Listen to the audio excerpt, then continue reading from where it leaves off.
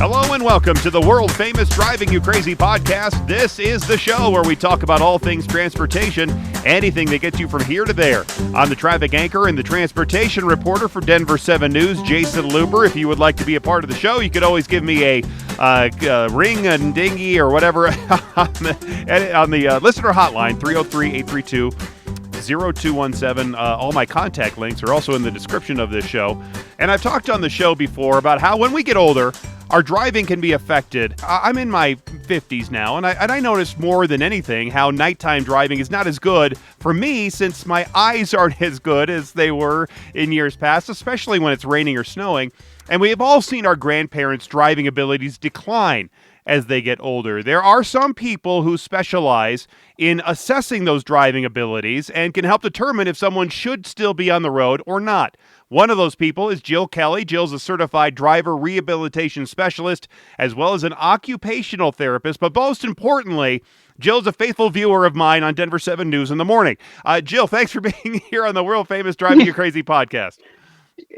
Thank you. Good morning. So we'll talk specifically about how you do what you do in a bit. But first, I wanted to know why you do what you do. You, as I said in the intro, are an occupational therapist first. So what made you learn how to be a certified driver rehabilitation specialist? And what exactly is a certified driver rehabilitation specialist? Besides a mouthful, right? Right. So I guess first I would probably like to start with the occupational therapy itself, because that is sometimes misunderstood. I know there's a lot of people out there that think we're trying to get them a job, which is not what we do. The term occupational therapy came from what do you do that occupies your time? And it could be anything. In the medical world, it's a lot about personal care, dressing, bathing, toileting, those kind of things. But as a whole, occupational therapists are just trying to help you do whatever you want to do and figure out how to make it happen. Do we need to make adaptations? How do we make the environment safe? Those kind of things. So occupational therapy just helps people do whatever it is they want to do and hopefully make everything safer and better. I have been an occupational therapist for about 25 years, and my whole work experience was in home health. And so I would go into people's homes after they had had strokes or injuries or those kind of things. And when I left, they would look at me and say, "Can I drive?" And I couldn't say that they could drive. And back then, they had to speak to their doctor. And the doctors were reticent to make decisions about driving from a 20 or 30-minute office visit, right? They didn't feel like they really could assess that need. So somewhere along the lines, things changed, and doctors were they were held liable. And they didn't want any of that liability to say somebody was safe to drive and then they'd get in an accident, and they didn't want any of that liability. Well, about 5 years ago, I love occupational therapy. I loved my home health, but I needed a new challenge, and I found driver rehab specialists. And so I hopped on board, and basically it was the perfect fit between, when people are done with home health and the doctor needs some objective information, is this person safe to drive, that kind of stuff. The family needs objective information. And that's where driver rehab specialist comes in. It was kind of the perfect stopgap, and it just made perfect sense for me in a continuation of my career. And I imagine there has to be some specific set of requirements and certifications that you need to do this kind of work. Huge requirements. There are not very many of us, and I wish I had a number of how many driver rehab specialists there are in the United States, but there's not very many. I believe there are 16 of us in the state of Colorado. But it is a difficult It is a difficult certification as an occupational therapist that most of the people that are certified driver rehab specialists, which we can just say CDRSs because it's such a mouthful, Right. are generally OTs, occupational therapists, physical therapists, and then occupational therapy assistants, physical therapy assistants, and driving instructors. If you are a therapist of any kind, your obligations, your training was a little different because we have a lot of medical training. But I had to have 1,600 hours of behind wheel assessment, which is a full year, full time work. That's a lot, a lot of hours. And then I sit for a certification, which is very challenging, and it's a chore, and there's not very many of us, and it's kind of growing. I can see people, there's a new wave of people that are aware of it and understanding it. And there's just a huge need, especially with the demographics in the United States right now and all the baby boomers and people just driving for longer and those kind of things. There's just a huge need for us. Right. My guest is Jill Kelly. She's a certified driver rehabilitation specialist, CDRS, if you will, and you can find her on drivewithconfidence.co. Let's talk about the process. Why would somebody want to pick up the phone or do a Google search and get in touch with you? So my specialty, Jason, is older drivers, and that's mostly because that was what I did for 25 years, was work with geriatric patients. Older drivers that have Alzheimer's, dementia, anything neurological, Parkinson's, stroke, multiple sclerosis. And family members are concerned. At some point, a family member goes, wow, I don't think my mom is safe to drive anymore.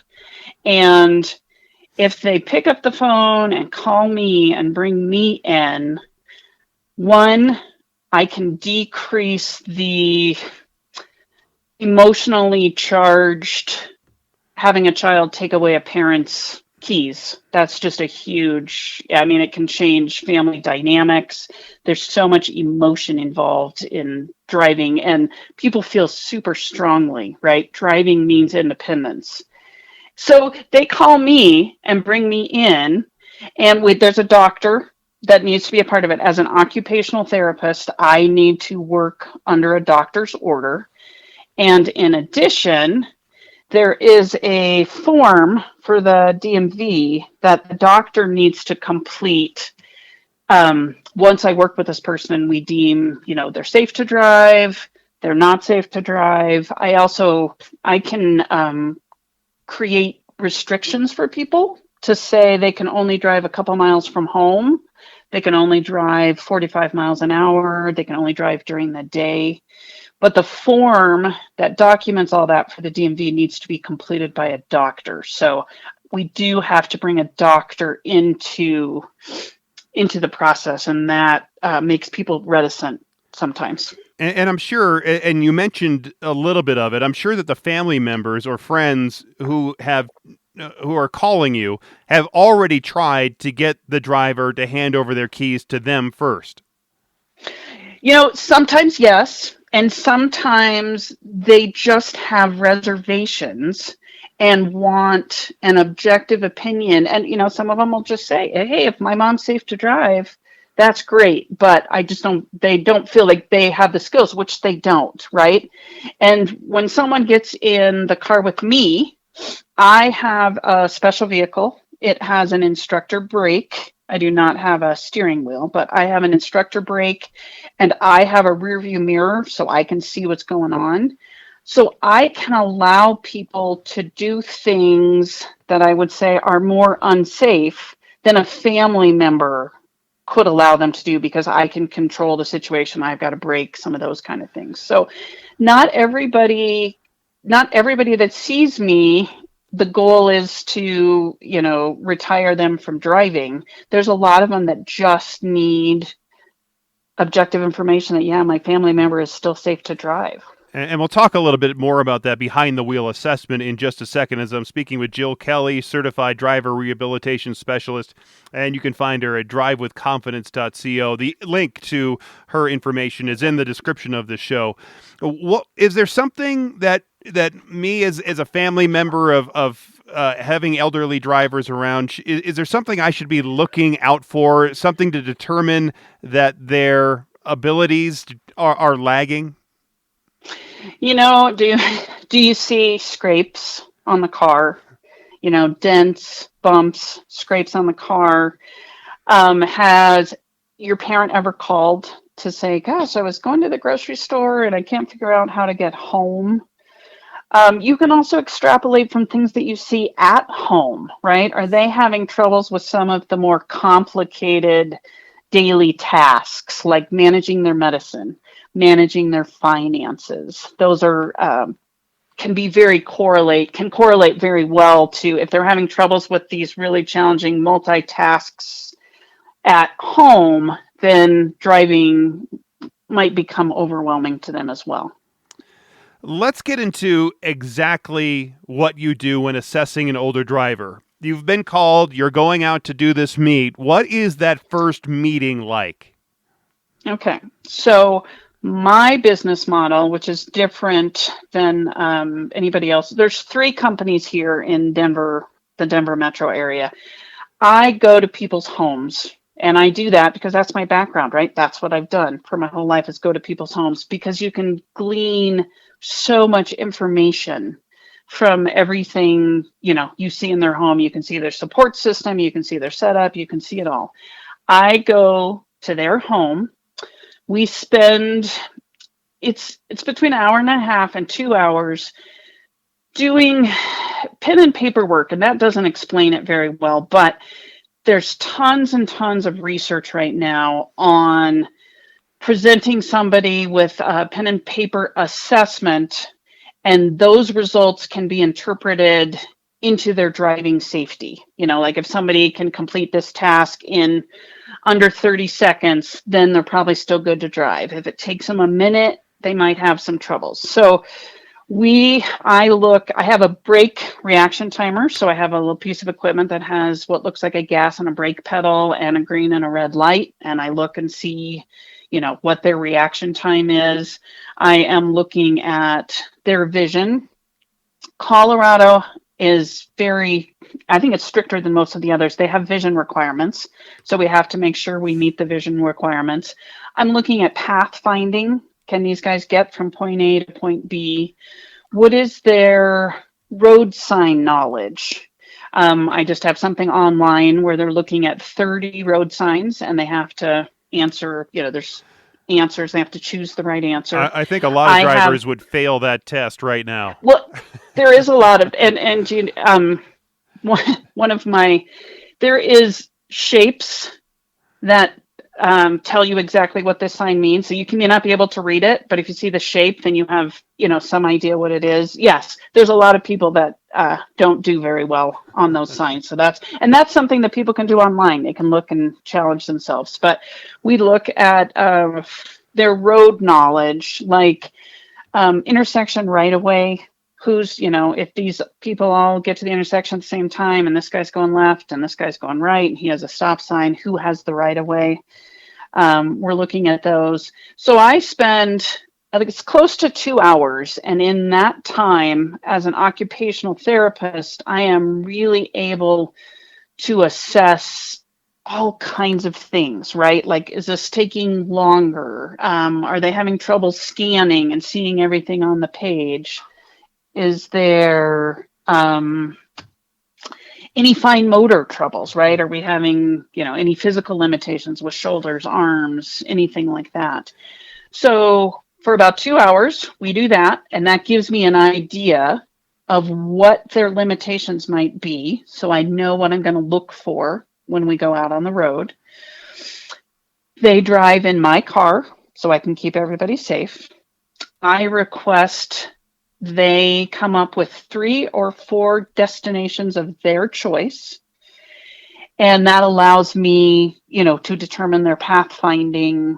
can they get not only from A to B to C, but can we get from C back to A, right? Like I say, pretend there's a construction zone and you have to make a right here. And they go, well, I don't usually turn right here. And I'm like, well, today you have to, you have to pretend with me, and I need to make sure you can, take the detour and get back on track. We drive for close to an hour, between 45 minutes and an hour. And if I have somebody, Jason, that only goes a couple miles from home, it's probably not going to be that long driving in the car. But as a general rule, it's 45 minutes or an hour. I try to get people on the highway. I always get them in some crazy parking lot, right? Usually a King Soopers or a Costco or something that's busy and full of pedestrians and people. When we are finished with that, I request a family member be present at the end, because there is a lot of selective listening at the end. And we talk about my concerns. We talk about what they did well. I get their input. How do you think you did? And after that, I try to give them an idea. I try to be as straightforward as I can and tell them about my deficits. I can't give them a final answer right then and there. I come home, I have a 3-page report card, which just talks specifically, did they stop behind stop signs? Did they adhere to the speed limits? Did they enter and exit the highways properly? It's just 3 pages of very specific stuff. And that needs to be, I give them a grade on that, and they need to pass at 80%. And if they pass at 80%, then I give that information and that DMV form that we talked about a little bit. I send all of that information to the doctor. The doctor has final say, but as a general rule, they support me probably 98% of the time. And the doctor signs my report, fills out the DMV report. And on this DMV page is a super important thing. Jason and I, we can maybe talk about it separately, but we get that back to the DMV to maybe somebody had a stroke, and we're going to document that on the DMV form. So once that form gets back to the DMV, my driver that had a stroke now has equal liability in the state of Colorado as every other driver. If they have a stroke and they have not submitted the DMV form, then they do not have equal liability. They are kind of behind the 8 ball and can be ticketed for not following the rules of the state of Colorado. Yeah, and we can talk more about that and how maybe the insurance implications there. As I was looking through your behind the wheel assessment page, there you give basically points for all of these different checks that you're doing while you're driving. And I'm looking at even at the beginning, preparing to drive, where you're reviewing the primary controls and your other controls, adjusting the mirror, fasten your seatbelt. Well, out of these 5, I only fasten the seatbelt. I mean, I guess I take a quick glance at the mirrors, but they've all been set that way since I set them forever ago, So do you still check every one of those things off? Because they get in my car, Jason. Oh, okay. They have to set their mirrors. All right, I get it. It's my car, and it's set to where my mirrors were. And I have no idea. Am I meeting a 4'11" woman? Am I meeting a 6'6" man? And I don't know what their physical stature is. So I get out of my car, my mirrors are all set for me. And so it challenges them. They have to, I'll help them, here's how you move the mirrors, but you're the one that needs to decide where to put them and how you like them. Like getting it into a rental car where you have to get everything set up. And you're probably not used to like a rental car too. You're really not used to everything. You're sure your driving might be about the same, but everything else around you is a little bit uncomfortable. So there has to be some, I would almost think, some nervousness. I know when I was driving with a driving instructor when I was a teen, you feel a little bit nervous when you're doing that, but maybe it's the same thing for the older folks too. And there's some nervousness, and I have to tell you, just in my history, women are they're much more anxious about driving somebody else's car, and it's because they have to make all these adjustments. The men, they just hop Hop in in and and go. fix things, and they just hop and fix things in. But there is that is in my OT mind. I need to make sure that they can generalize. There's nothing fancy about my car. It's a 2018 Subaru Legacy. You do have to have a key. And sometimes people go, "Oh, you you have a Right. key," because they're so, things are so Yeah. different now. But I want to know that these people can generalize their all their knowledge about driving. And most of the people that I drive with have been driving for 60 plus years, right? That they can get in my car, and yeah, it might be a little different, but I will absolutely give them some time to figure things out and set things up and that kind of stuff. But yes, it just is, it is what it is, and they need to ride in my car so that we can keep everybody safe. And most of these points that you assess, they're usually in the 1 or 2 point range. There's a couple threes, like in the There's a parking road 6. test. Yeah, and there's a 6 there. Yeah. There's like backing up skills. That's a 3, Hmm. and then there's this 6 under the turning and tracking one, where you're supposed to be able to demonstrate a safe left, and unprotected turns. Tell me about that. Left turns, unprotected left turns are the most complicated, dangerous maneuver in driving. One of them, I should say.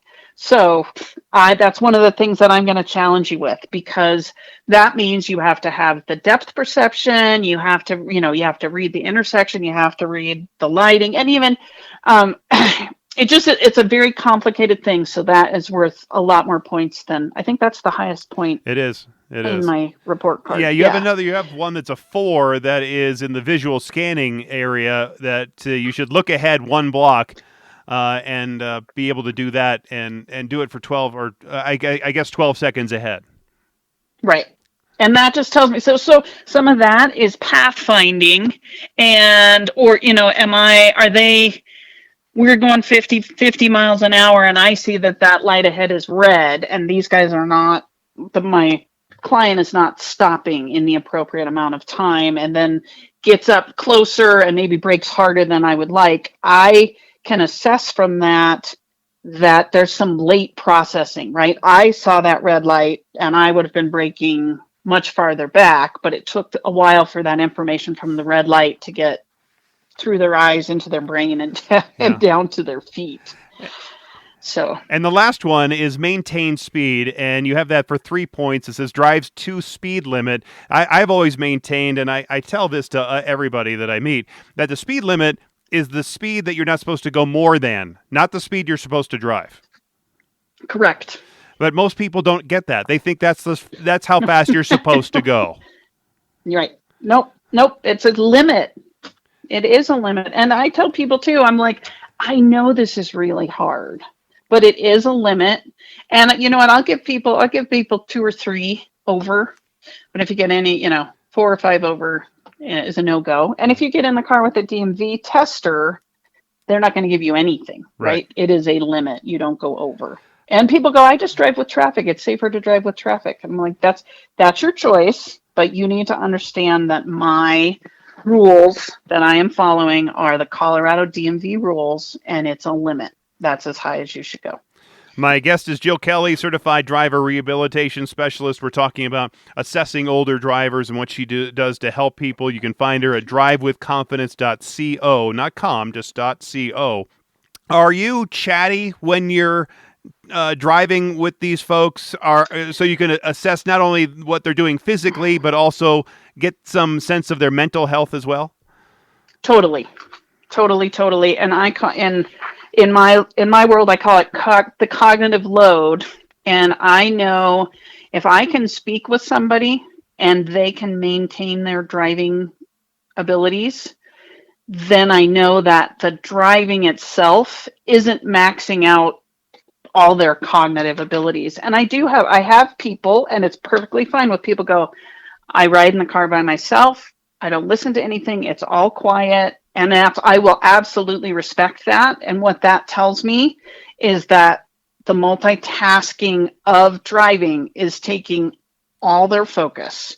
So then what I do is I try to throw something in environmentally. Like that's when I would say, oh, it's a construction zone. You're going to have to make a left here. We can't get where we're going. And I need to see if they can manage those things. So I am trying to meet people at their cognitive level. And I also have figured out when we talk a little bit with driving, I'm seeing their true driving habits.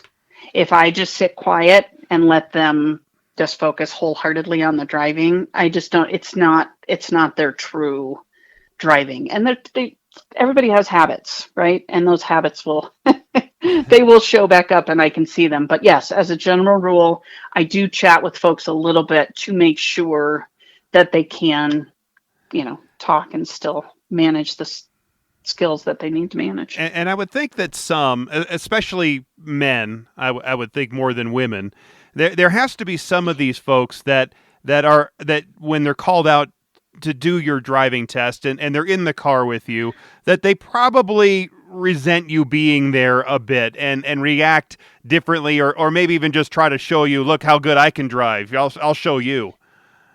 Absolutely. And it truly is not, it's not men all the time. That's a good guess. But you know what, I think, and some of it, it's just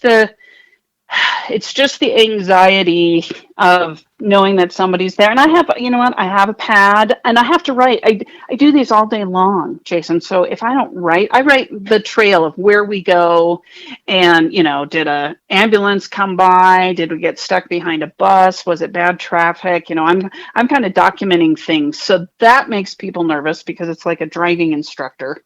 But that's when I try, just to talk and make them feel at home. And, that's one of my things. But I can't, these folks will say, I've never gotten in an accident. I don't know why I have to do this. And my sell is there's been some change, right? And maybe it's just even mild cognitive change, right? Some forgetfulness, something like that needs to be documented with the state. And I said, we need to do all this so we can prove to the state of Colorado that you are still good and safe to drive. But there has to be some that you show up to their house and the family members there, or these people are there, and they say, no, I'm not going to do this. I'm fine. I'm not going out there with you. Well, and we have those discussions hopefully before I get there. But no, there is lots of people, that kind of butt heads with me. So that is, and this is kind of where the doctor comes in. The doctor can say to them, you either do this driving assessment with Jill or we take your license away. And a doctor can do that. People do not believe they can, but they can. The doctor can fill out a form, the same form we've been talking about, and say, I do not believe this person is safe to drive. And sometimes that's just, holding their feet to the fire to say, you got some choices. And the doctor's saying, I don't trust that you're safe to drive. I don't feel good enough to get you out there unless you do this driving assessment. And you know what? There's a cost to it, Jason. And that can be the obstacle, which absolutely breaks my heart. And I'm working really, really hard to develop a nonprofit and just get some donations so that driving assessments are not only for people that can afford them, but they're for everybody. Right. So I'm working on that as well. And sometimes, how do you argue with that? Right. Yeah. You don't. Sure. So that's but as a general, I'm trying to think of, I'm really trying to, I think I've worked with this clientele for so long that I can kind of just calm them down and say, if somebody's very anxious or angry, I just want to say, you know what, you don't want to be anxious or angry when you're driving because that's going to come out. So let's try to leave everything out of the car and get in here and show me what you can do, Give Right. me I'm like, you're sitting next to the teacher, so drive as good as you can.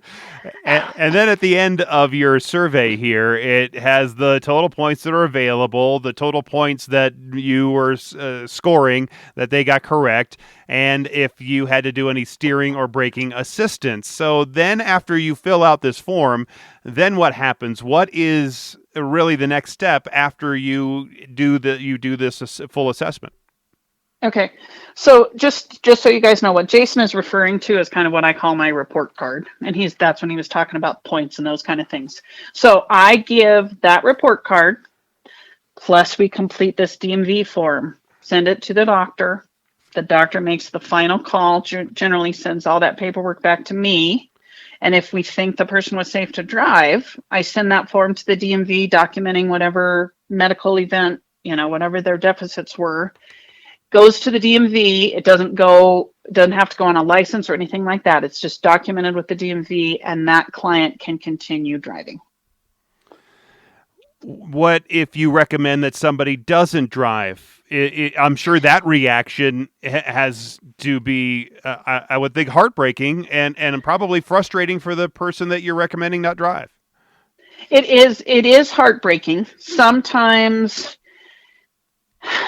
I always think that there's a little inkling in each of them that they knew they might not pass. Like if we're really talking about somebody, that there's a lot of people that when I am brought in because family members do not think they're safe to drive, I'm not introducing that driving retirement piece, right? Family has already said, Mom, I don't think you're safe to drive, that kind of stuff. So when I get back with my objective stuff and I can just tell them what I saw, what was concerning. One of my biggest red flags is the first thing I say when we sit down afterwards is, how do you think you did? And if I have somebody that feels like they did well and they did not do well, then that is a huge red flag for me, because then I know that their insight into their own abilities is poor. And those are the folks that you don't want driving anymore, because they're driving unsafely and they're not aware that they're driving unsafely. You know what? It's a hard part of the job. It's a necessary part of the job. There's certainly been, if I can save somebody's life, save some property, save an animal, there's times when it's very clear that this person should no longer be driving. And then it's kind of a relief. Like, I get messages from the family, Dad was really mad today. And in 2 days they'll go, he's accepted it. He's good. He gave his car to his grandson.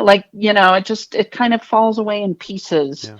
But taking that driving piece away, it's a huge piece of self-esteem. It's independence. There's a whole lot of things, but the older generation has, I think, a greater sense of community. And if you can just kind of appeal to that, right? You don't want to hurt anybody else. And, it's just time to give up driving. Then it's time to go to the villages down in Florida and just drive the golf cart all over the place. I know. That's true. That's true. Are there some drivers who could have some equipment that maybe was installed in their car that would help them out and let them keep driving even for a little while longer?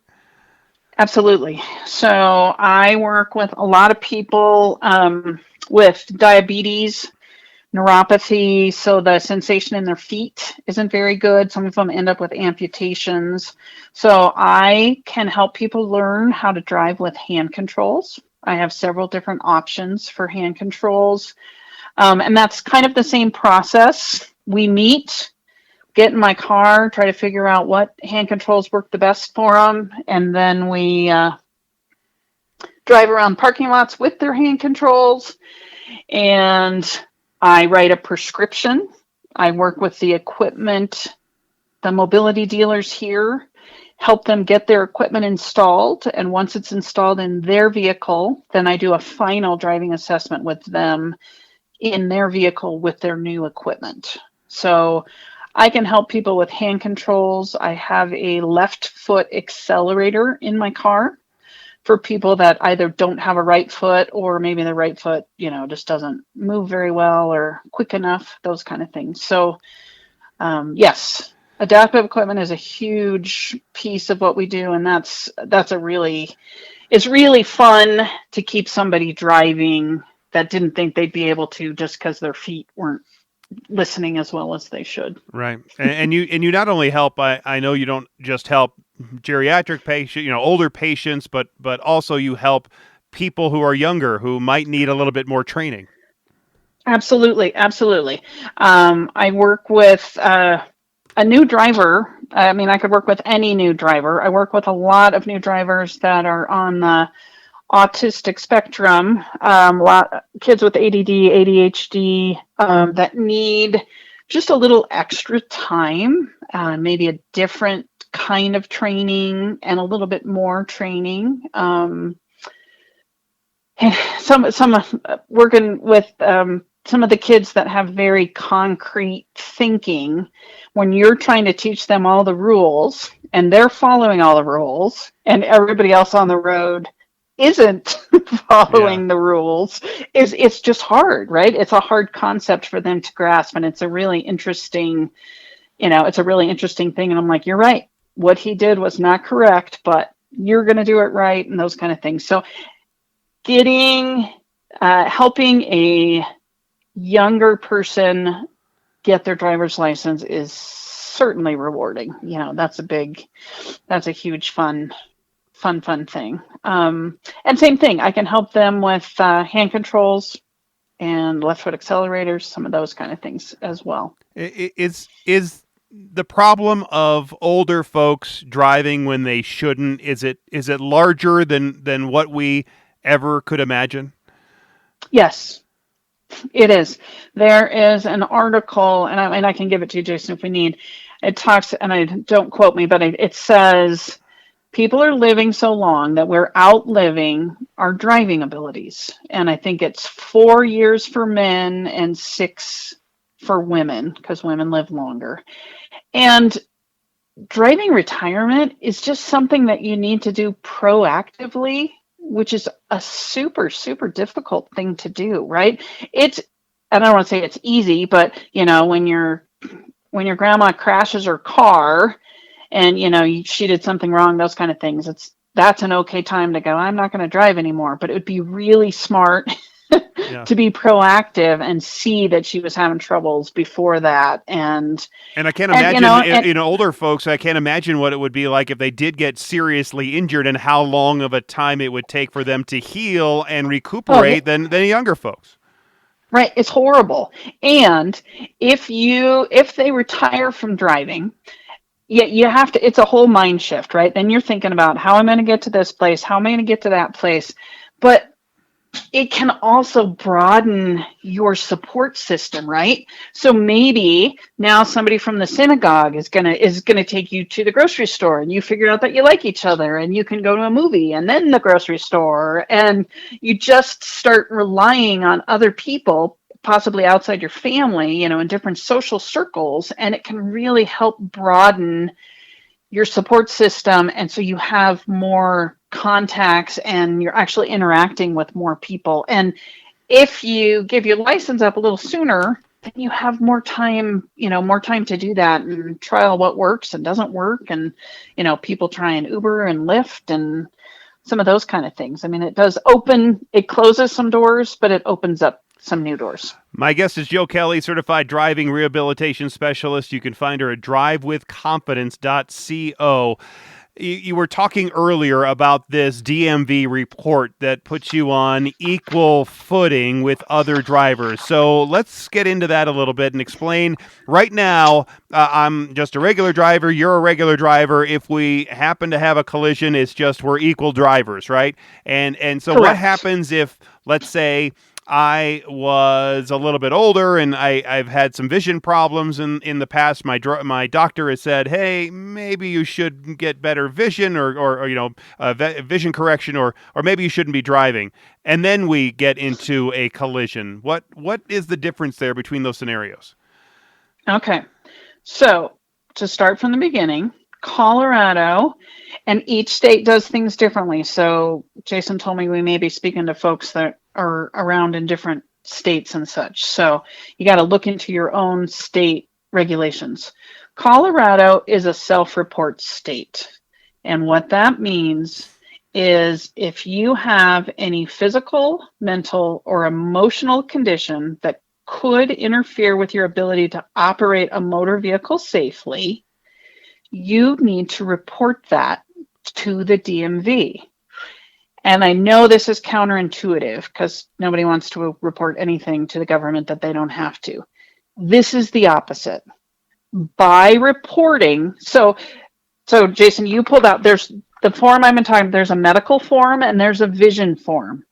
So for you, you would need to take the vision form to your eye doctor and they would document what your visions are, and it would have to meet the state requirements, which any Colorado optometrist would know.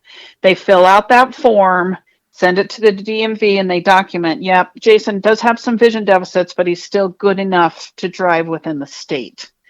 If you and I ran into each other and you had not completed that form, then you could get ticketed for driving illegally in the state of Colorado because you have not reported a diagnosis or a limitation that could affect your driving.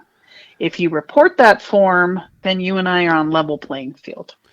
And how does that play out in my insurance? So if I don't report and I get into a minor crash or even a major crash, whatever kind of crash, is there a chance that my insurance won't cover me?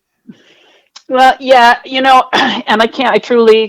would be misspeaking if I spoke about the insurance piece. But by filling out the form, you are doing everything that you need to meet the state of Colorado guidelines. So you don't have to tell your insurance that you're completing the form. It actually would fall in your favor, but you don't have to tell the insurance because you're doing everything that the state requires. I can't answer that one. Okay. Jason, I would. Because I'm sure there's legal things here and all kinds of different, Well, there is, and that's, what the issue is. So the story that I tell to try to sell this a little bit is I say, so let's use you and I again, and I have some memory issues, and in my medical records, it's documented for the last year or two, Jill's had memory issues. So you rear-end me. So it's not my fault. It's your fault. But you have a super duper attorney, and he starts looking and he looks in my medical records and he sees that I have memory deficits that I have not documented. Then I can be ticketed and I can be considered at fault in that accident because I'm not playing by the state rules. Okay, interesting stuff. I think that was one of the most surprising things that I learned, talking with you before we started talking here. So, and I just want to tell, and you guys can look. I mean, if anybody's interested, I don't know, we can put these forms up. But on the medical form that I am speaking about, I'm gonna just grab a couple things, and these are things that you could check off, and people wouldn't have any idea that they are supposed to report these to the DMV. There's diabetes, sleep apnea, Alzheimer's is on there, dementia is on there, having a stroke, having a heart attack, brain injury, inattention, distractibility, asthma, all kinds of things related to arm paralysis, leg paralysis. Then there's psychiatric things. There's bipolar, depression, alcohol abuse or addiction, anxiety, chronic pain. Those are completely on the list of what the DMV is asking you to report if those things could possibly affect your driving. Right. Do you feel comfortable talking about how much your services cost and if insurance covers any of these costs? Sure. So there's two things that I can do. We can break this down a little bit. If I come to your house and I do the whole thing, which is the paperwork portion, which we call the clinical assessment, and then the on-road, that is $500. And like I said, so I come to your house, we do it, and it's a good 3 hours worth, and then I follow up, do all the paperwork. There are like UC Health, and there's some other hospitals that I work with that will complete the clinical piece for me. And then I just do the on-road, and the on-road on its own is $300. I also, Jason, like sometimes folks, like I work with people that have had stroke and they haven't been able to drive for maybe a year, 15 months or something. And they just want to get out and have somebody with them when they get out there initially. And I can do some training with them, right? Like we just get out and we make sure that everybody's safe, and help people gain their confidence. I drive with people that have been in a car accident. We have to work on, getting over the anxiety and just trying to build their confidence up so they feel safe getting on the road again. And those are pretty standard costs through the industry, I would imagine. I'm on the lower end. Okay. I am, and you know what? This is a public service. If I were out to I'm not out to make $1 million. I'm trying to make this very accessible to the average person, as we kind of talked about a little bit. And just going to people's homes makes all the difference in the world, because if you take somebody to someplace, you got to take them and come back and get them and all those kind of things. But yes, I think I'm on the lower side. Financially. Right. This is really the first time I've been hearing about this profession, and I am somebody who's connected to the driving world in a big way, right? So how are you educating people that not only you're out there, but that people can contact you and others like you?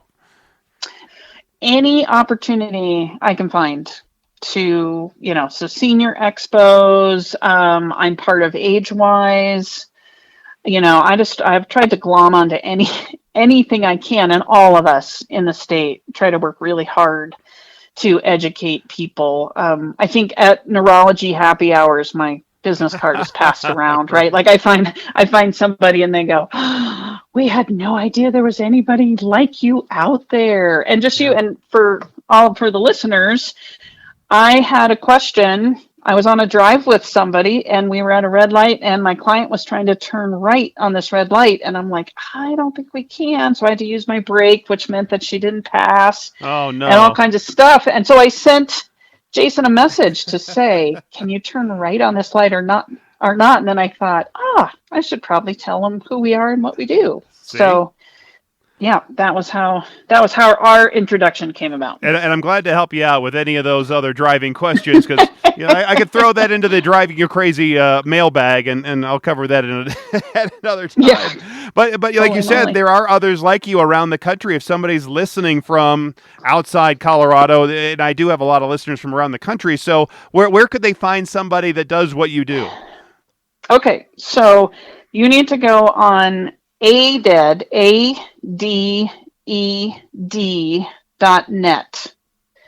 And that is the Association for Driver Rehab Specialists. That is our national, it's actually international. We are combined with Canada and America.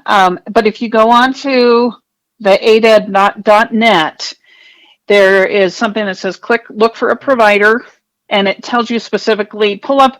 It's one of those search bars where you want to put in the least restrictive. So just put in, you could put in Pennsylvania, and then your choices would come up. And what I do want to tell you, I am a certified driver rehab specialist, which means I have advanced experience and expertise in several different fields. There are driver rehab specialists that are fabulous, and they service and help with basic and low tech programs.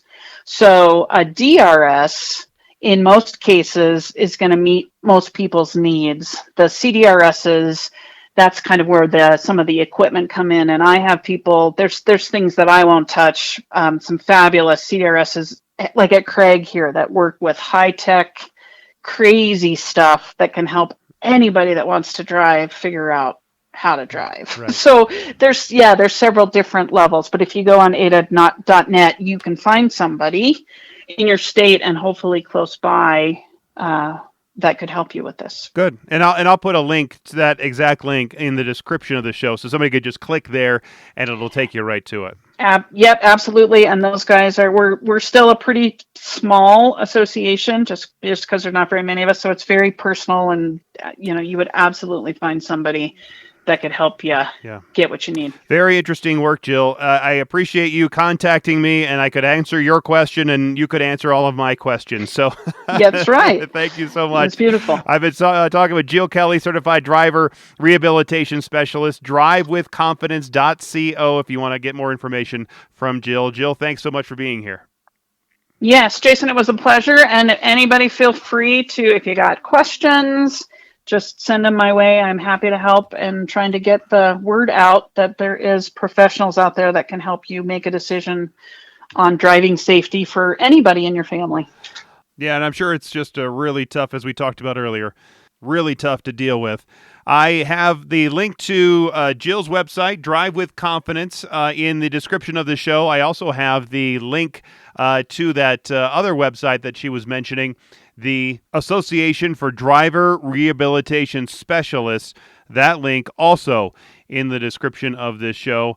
Fascinating stuff, especially I like I told Jill, I know a lot of things about driving and driving topics and stuff, and this was one that I had no clue about. So it's pretty interesting. I've never had a conversation with someone that I think shouldn't be driving anymore. I guess when I was a kid, we used to make comments with my brothers and myself about my grandmother driving, and she was 90 years old and driving her little Ford Escort around, and it seemed like she was doing great. She was pretty cognitive about all of her driving, and were there times that she was a little bit slow in the reaction? Sure. But if you took away her driving, that's got to be the hardest thing, is you take away their driving, you're almost forcing them to then rely on deliveries or other people, or have to go to an assisted living facility, something like that, where they can get anything that they need. It really is. It's a tough conversation to have, I'm sure. So it takes a lot of courage, I'm sure, for family members to make that call to Jill, or have a doctor make that assessment, and have a family member call Jill and have her do her evaluation. Anyway, I hope this interview does help someone out there with this very difficult issue. If you have any questions, comments, concerns about it, you can always reach me on any of my contact links in the description of the show. And of course, the listener hotline at 303-832-0217. Thanks again for being here. Thanks for listening. And until next time, I'm Jason Luber, the traffic guy. Be safe, and as always, happy motoring.